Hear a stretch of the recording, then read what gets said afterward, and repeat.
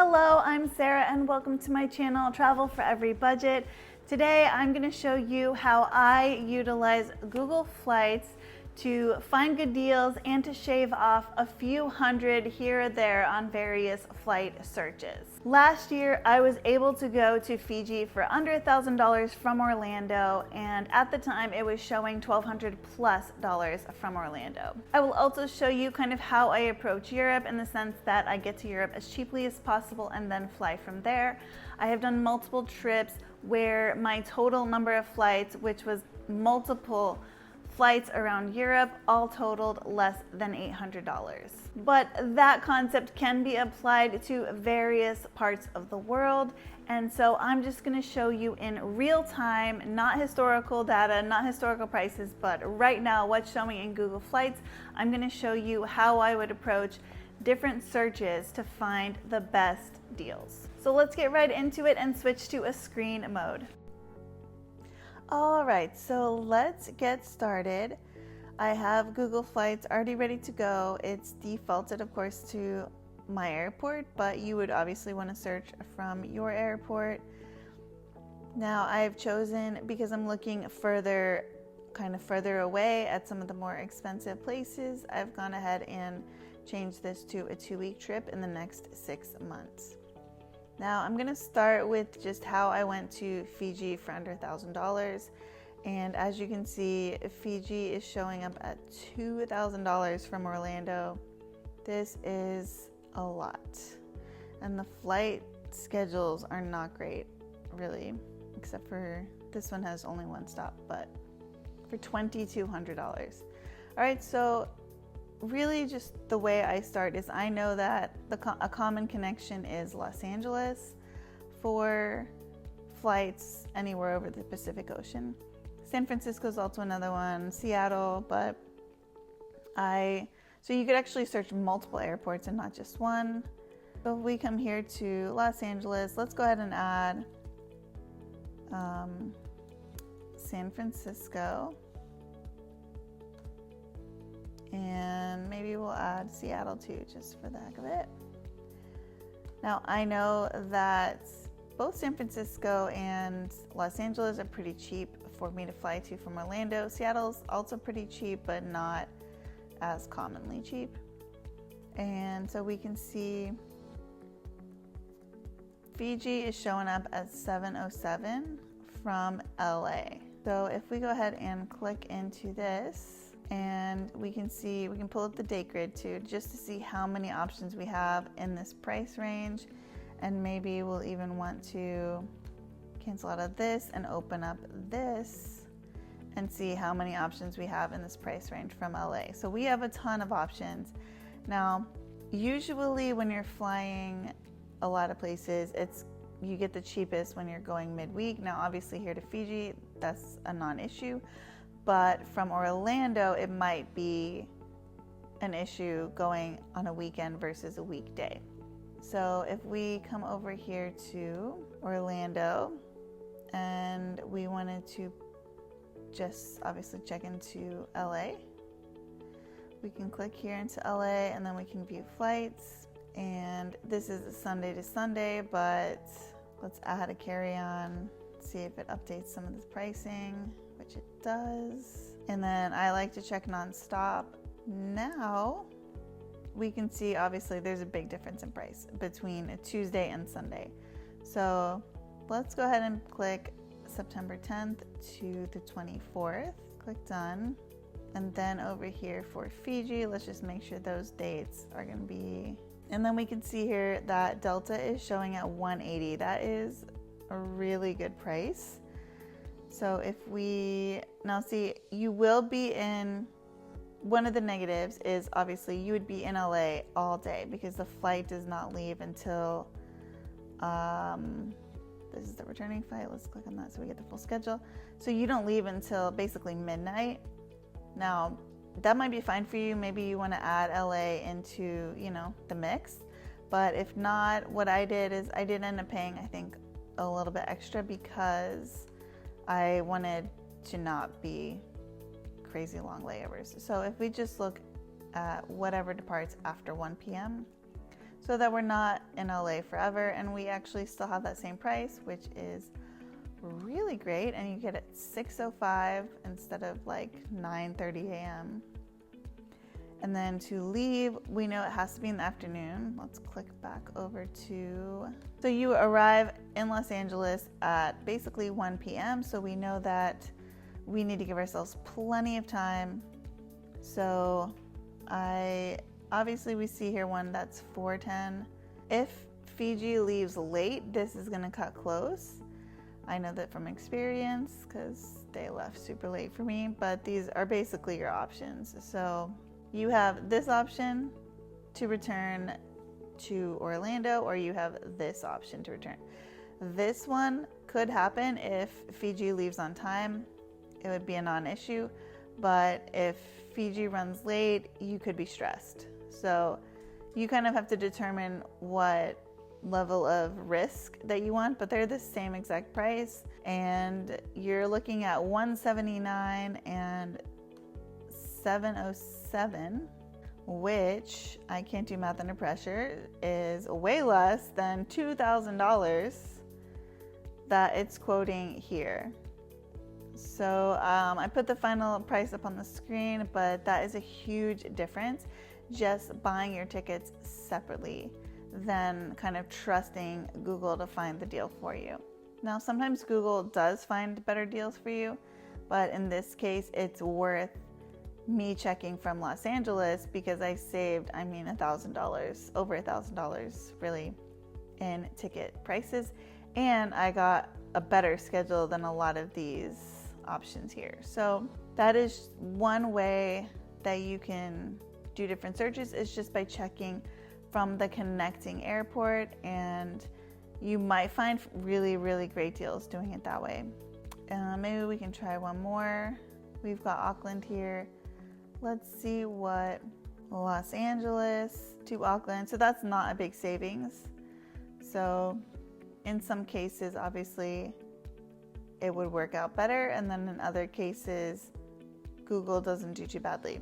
Now, if we come over here to, all right, looking from Orlando, I see Cape Town for under $1,000. That is pretty decent. That's $271 below, I guess, what's normal. That's really good. And then we have Namibia up here. Now, I would love to go to Namibia. They also rank pretty high for solo travel, and it just looks like an absolutely gorgeous, gorgeous trip. Cape Town, let's look at Cape Town. Okay, so in Cape Town, Virgin Atlantic, you're flying Orlando to London, and then London to Cape Town. That is definitely a lot of flying. You get 10 hours in London, and it looks like you get a day in London, like just straight away. So that's kind of nice. And then we have Namibia. Let's just look at Namibia because I have a reason why I'm showing you this. Prices are low at $653 lower according to Google, but it's still $1,800 to go to Namibia. And if we click into this, let's see what we have. We got Orlando to Newark, and then Newark to, Johannesburg, and then Johannesburg to Namibia. And then here we have Orlando to Frankfurt, and then Frankfurt. All right, and then we see here we can get to Cape Town for $989. So something that I would look into at this point is seeing that this is $1,000. I might wonder, well, how much would it cost to fly from Cape Town to Namibia? All right, so we've opened up a new tab, and we're gonna type in Cape Town, and let's type in our dates that we have here, which is October 27th to November 12th. I would probably want to add some time in Cape Town because Cape Town is so beautiful and definitely worth visiting. I'd probably do it though at the end rather than beginning, but let's click into this fully so we can see our flight schedules. So it would be arriving +2, so you wouldn't arrive until a Tuesday. We know that you're arriving +2, so it's on Tuesday, so 29th. So if we choose here October 29th, so right, 1, 2, and then we would leave Namibia with enough time to enjoy Cape Town for a few days. That's the 12th that you leave. So maybe leave Namibia on the 9th. So from Cape Town, 272 to fly non-stop. Pricing, so this is 6:15 p.m. You would arrive +2 in the morning. So we have plenty of time to make this flight, which is good. You'll have plenty of time to gather your luggage if you checked any luggage, and then returning, it really won't even matter because you're not going to be flying out the same day. So we can just pick this one, and that is $250 plus $989. I'm gonna again do the math later and put it on the screen, but that's for sure less than $1,700. So if you just try different techniques and you just kind of see where the deals are, like obviously now you're in this region, can I get to this region as cheaply as possible and then fly from there? And that is what I've used for Europe on numerous occasions, and it really can work in a lot of different places as well. So, just look for sometimes what is close that's running a good deal, and then see what the price would be to go from there. So that's what we did here with Cape Town. That's what we did with Fiji. And now this is, I feel like, pretty well known for Europe, but just in case maybe it's not something that you've considered, I'll do a quick show. So let's look at, we have one stop from Orlando. I definitely prefer not having stops, but that's usually going to end up being London, and it's usually going to end up being North Atlantic, which, no shade to North Atlantic, it's just that the low price that you see for North Atlantic is not the low price.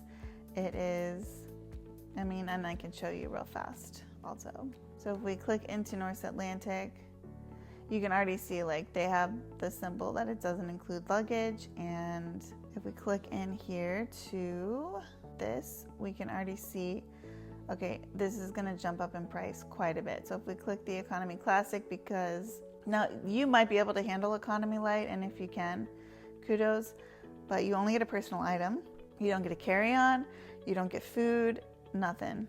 So you're at like the barest of bare bones. So if we clicked the middle Economy Classic, now our price is at $648.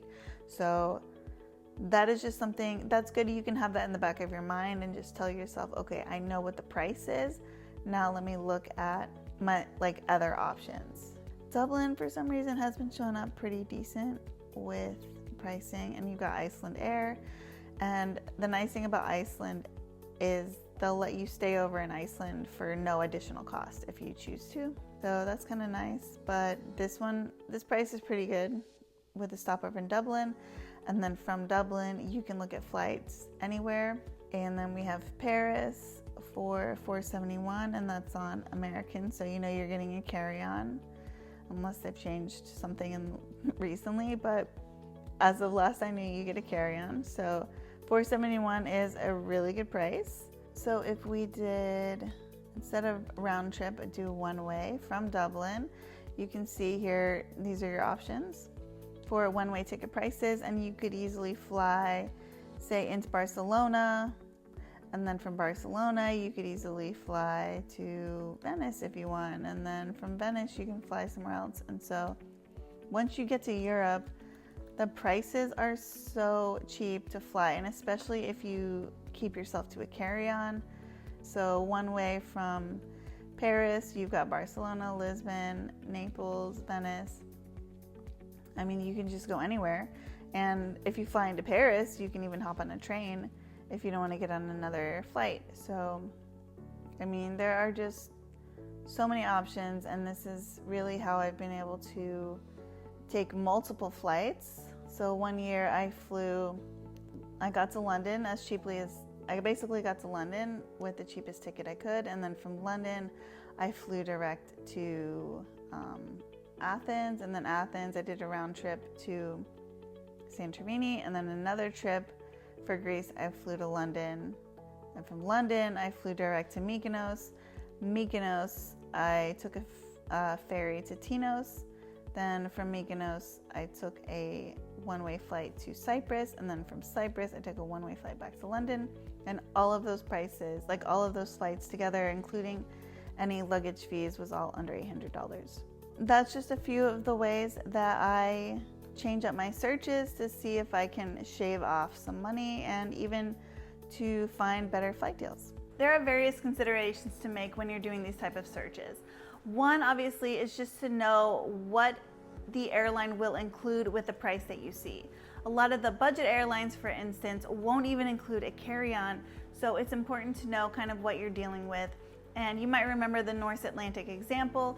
Their low price does not include food, it doesn't include a carry-on. You only get a personal item and you have to deal with your own food. One thing to consider is the time between flights. If you are wanting to fly in and fly out the same day, then you are going to want to make sure that you give yourself enough time to change planes. You're also going to want to consider, is this going to be the international flight? So are you going to be going through customs and immigration? Are you checking a bag? Do you have to wait for your luggage? Most likely you're going to have to change terminals, and so you need to consider just giving yourself enough time for all of those aspects. For Fiji, I had no problem going, but when I was coming back, we left Fiji, I think it was like 2.5 to 3 hours late, and I had given myself a 4-hour window. Well, I was definitely stressed, but I did make it. However, it did stress me out a bit. So I didn't check a bag. I only had my carry-on, and I thankfully made it through customs pretty fast, but it's just good to make sure that you are considering all of the variables for your layover. Another thing to consider, of course, is that if you are going to be flying in and out the same day, make sure it's from the same airport. There's going to be a lot of places this won't matter because they only have one airport. However, for example, New York and London have multiple airports. So if you're going to fly into JFK and you want to fly out the same day, you're not just going to want to consider the amount of time you need between your flights, but you're also going to want to consider the fact that you need to make sure it's out of JFK and that you're not having to cross New York into New Jersey because you accidentally booked your flight out of Newark instead. So just make sure that you keep that in mind, especially for cities that are larger and have multiple airports. Another consideration, of course, is going to be just paying attention to the dates. And I know this seems obvious, but sometimes when you're traveling on longer flights or you're crossing the international date line, you're actually going to be arriving the next day. So for instance, for Fiji, Australia, New Zealand, a lot of those places, you're gonna actually be +2 on your little icon on the flight schedule. And so you're not going to arrive the next day, you're going to arrive the day after that because you've crossed the international date line. So just make sure that you pay attention to that, especially if you're going to book a flight out the same day, or even just for your hotel accommodations, knowing when exactly you'll be arriving. And the last tip is I recommend booking directly with the airline. Sometimes the booking sites do offer better deals, and if you're willing to gamble it, go ahead. But especially nowadays, especially with the way air travel is, I would recommend booking with the airline majority of the time. Because if something goes wrong, you're gonna wanna deal with only the airline and not the airline and the booking site. Now I know this can seem like a lot, but I really love this method because not only do I get to save money, but I get to add stopovers in various places that I've never been, and I can do it more easily because I'm breaking up my flights. So for instance, when I went to the Faroe Islands, I flew into Copenhagen. I had never been to Copenhagen, so I actually planned for some time in Copenhagen before and after my trip to the Faroe Islands. That is just one example, but it's easy to do in various places with any airline, not just the airlines that kind of offer it by default, like Iceland, Fiji. They offer stopovers in their country with no extra charge just because they obviously want you to be in their country. But by breaking up your flights, you can have more control over the amount of time you spend in various destinations, which makes this a lot of fun. Of course, do keep in mind that when you book separate tickets, the airlines don't know if you're gonna miss your connection. So for Fiji, for example, they did make an announcement, hey, these are the connecting flights and these are the status of those connecting flights. My flight was not announced because they didn't know about it.